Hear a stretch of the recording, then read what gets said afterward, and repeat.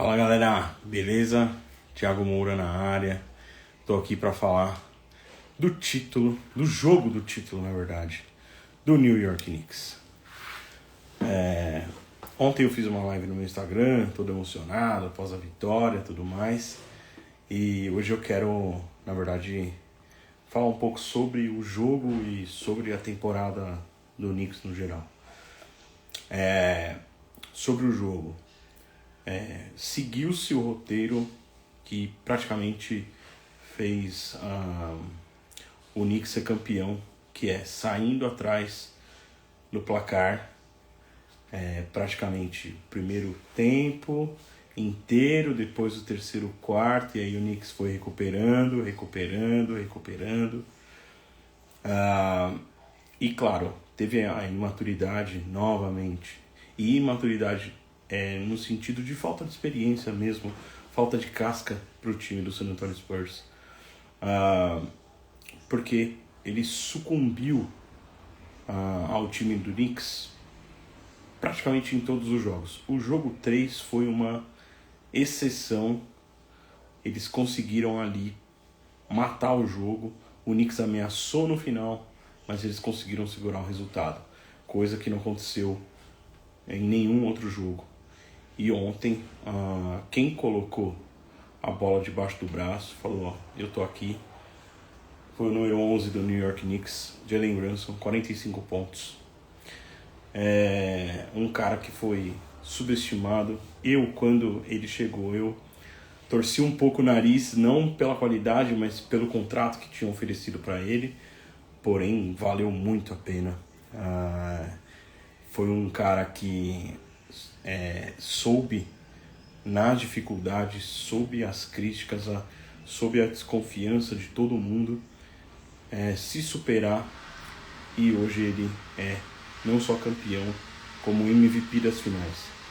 Na NBA Cup ele também foi o MVP, né? É um campeonato, lógico, menor, mas o Knicks se torna o primeiro campeão na mesma temporada, tanto da NBA Cup quanto do título da Liga, né? Que não vinha há mais de 53 anos. Bom, eu vou falar então primeiro do San Antonio Spurs. San Antonio Spurs veio no seu ritmo, jogando físico, colocando uma vantagem de mais de 10 pontos, se não me engano foram 16 pontos na noite de ontem. Só que um jogador que vinha fazendo uma série incrível, ontem ele não correspondeu e foi crucial para a derrota do San Antonio Spurs, que foi o Castle. O Castle é um cara, ele é jovem, ele é rápido, ele é inteligente, ele é raçudo, mas ontem ele errou praticamente tudo. O que ele acertou e ali que deu uma esperancinha foi aquele rebodank no final do jogo, que empatou o jogo naquele momento, mas faltou o Castle aparecer. Não só o Wembanyama. O Wembanyama, a gente está vendo aí um Will Chamberlain 2.0. É 2.0 porque ele arremessa de longa distância, ele tem muita agilidade, né? O porte físico dele, né, por ele ser muito magro e tal, só que a gente vê que no final do jogo o corpo dele já não corresponde tanto. No primeiro tempo ele deu vários tocos, vários roubos de bola, e no segundo tempo, voltando na transição para defender, ele já não era mais o mesmo, né? Então, o que faltou também, na minha opinião, para o San Antonio Spurs foi um técnico mais experiente, tá? Se fosse a diretoria do Spurs, eu acho que isso não vai acontecer, mas eu trocaria de técnico. E sabe quem eu apostaria? O cara que começou a montagem desse New York Knicks, o Thibodeau. Um técnico que é especialista em defesa, um técnico que ia ajeitar essa deficiência de San Antonio e que poderia fazer o San Antonio brigar praticamente todos os anos, mas para ganhar o título mesmo. Esse ano brigou tudo, mas 4-1. Foi uma série que todos os jogos foram equilibrados? Foi. Ontem foi uma diferença de 4 pontos. No primeiro jogo foi a maior diferença, foram 10 pontos de vantagem para o Knicks. E depois os outros jogos, o Knicks acabou superando a vantagem, ainda mais no jogo 4, que foi o jogo mais apoteótico que eu vi na minha vida. Mas até teve uma final de conferência entre Lakers e San Antonio Spurs, que o Derek Fisher, armador do Lakers, ele arremessou uma bola com 0.4 segundo. Faltava 4 milésimos de segundo para acabar, sendo que o San Antonio Spurs tinha feito uma cesta praticamente no estouro do cronômetro, deixando só 0.4. Ele fez o arremesso e todos os jogadores do Lakers correram para o vestiário para não ter revisão, mas saiu da mão dele antes do relógio terminar. Mas o jogo 4 foi assim, uma insanidade, foi uma loucura. E ontem foi praticamente a mesma coisa. O Spurs no primeiro tempo conseguindo impor o seu ritmo, impondo uma vantagem, e aí o Knicks teve que correr atrás. E ontem, talvez a tarefa do Knicks tenha sido mais difícil do que no jogo 4. Aí você vai falar, pô, você está retardado, bebeu, tirou 29 pontos de vantagem, e ontem que terminou com 4 de vantagem. Mas é porque o Towns saiu muito cedo por causa de faltas. O OG teve que sair cedo também por causa de faltas. Os dois no terceiro quarto já estavam com 4 faltas cada um. E o Towns acabou sendo ejetado pelo excesso de faltas. Então, talvez a tarefa de ontem tenha sido mais árdua, no sentido de eu tenho poucas peças de qualidade para poder superar essa vantagem do San Antonio, e além do mais, o banco do Knicks só foi pontuar no último quarto. Se não me engano, foram 6 ou 7 pontos no máximo do banco do Knicks o jogo inteiro. O Jordan Clarkson foi o primeiro jogador do banco, vindo do banco por parte dos Knicks, a pontuar, isso já lá bem para frente do último quarto de partida. O McBride acho que acertou uma bola de 3 e o Shamet também acertou. Mas assim, foi um desempenho fraquíssimo comparado ao que vinha tendo nessa série o banco dos Knicks. Mas, como eu falei no começo, Jalen Brunson colocou a bola debaixo do braço, fez a diferença, 45 pontos. E o time inteiro está de parabéns. O Josh Hart pegou um monte de rebote ontem e também pontuou, coisa que ele não vinha conseguindo fazer ao longo dessa série. Ontem ele contribuiu, se não me engano, acho que foram 11 pontos, mas assim, bolas de 3 importantes para o Knicks tirar a vantagem. E assim, todo mundo tá de parabéns. O staff, tanto o Mike Brown quanto seus assistentes, colocaram na cabeça do time que qualquer vitória era possível. Mesmo com uma desvantagem de 29 pontos, ou 16 no jogo de ontem. E engraçado, né?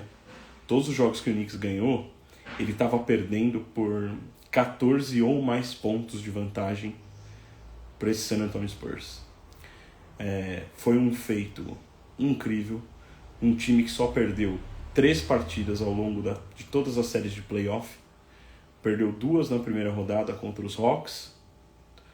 Tava 2-1 para os Hawks. O Knicks conseguiu virar e passar. Varreu as 2 fases seguintes.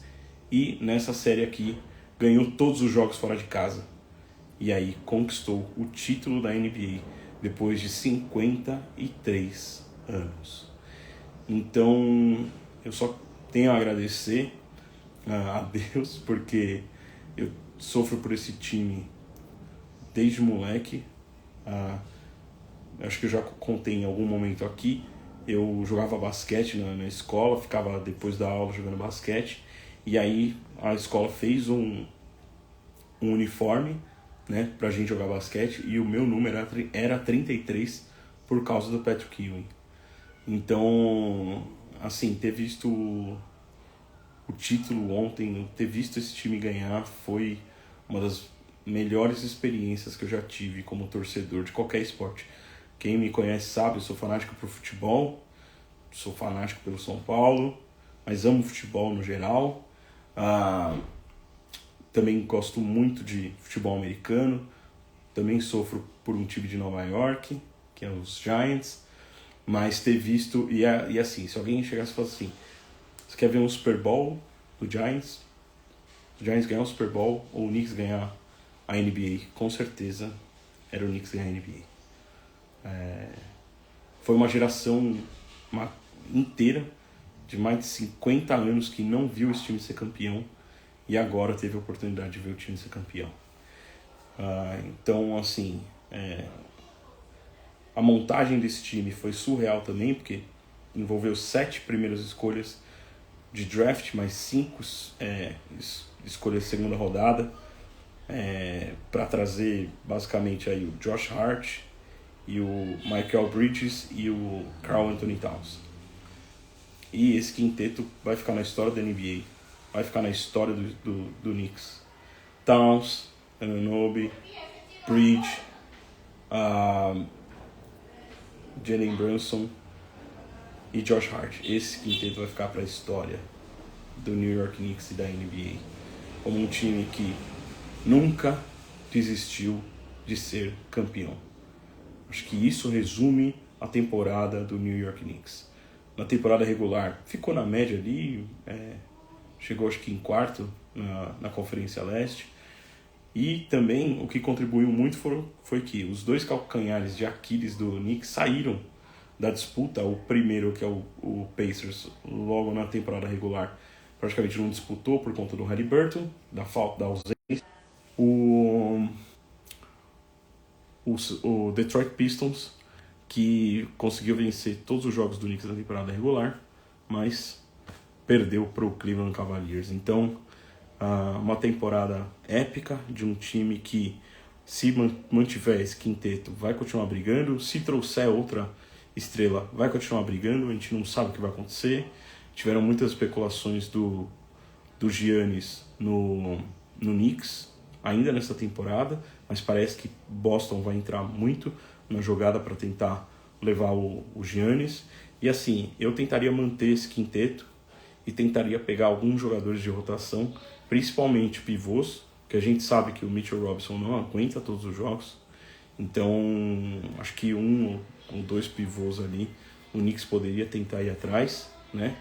E o San Antonio Spurs, cara, tentar também manter esse elenco que dá muita esperança pro torcedor dos Spurs, porque eles são muito jovens, são muito talentosos, são guerreiros, mas nessa final faltou experiência, faltou mental, né, para esse time, e faltou técnico para mim, tá? Faltou técnico para mim. Acho que um técnico mais experiente poderia ter ganhado o título.